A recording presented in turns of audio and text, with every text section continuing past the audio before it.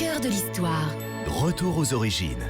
Attention Franck, aujourd'hui ils sont plusieurs à vous poser une question. Il y a Sylvie, Reynald, Jean-François et Alban qui vous demandent sur europe1.fr quelles sont les origines du terme dauphin pour désigner le successeur d'un roi de France. Tout à fait, à l'origine, il y a un prénom Delphinus dauphin qui est un simple prénom et qu'on donnait comme deuxième prénom aux héritiers de deux petites régions, l'Albon et le Viennois. Et il y avait les comtes d'Albon et de Viennois dont les héritiers avaient pour second prénom ce prénom de dauphin. Et c'est pour ça qu'on s'est mis à appeler ces deux régions, petit à petit, le Dauphiné.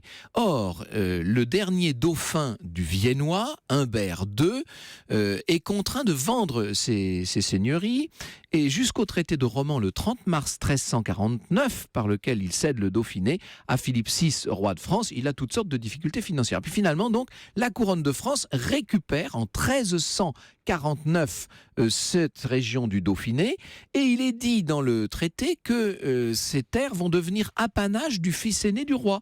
Donc désormais, le fils aîné du roi devient dauphin du Viennois. Et puis petit à petit, on va oublier le du Viennois et on dira tout simplement dauphin.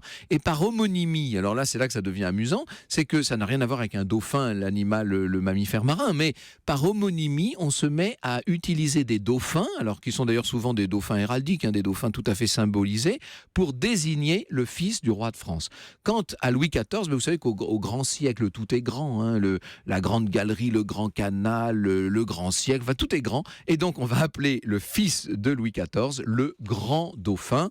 Voilà, je pense avoir à peu près répondu à toutes les questions de tous nos auditeurs.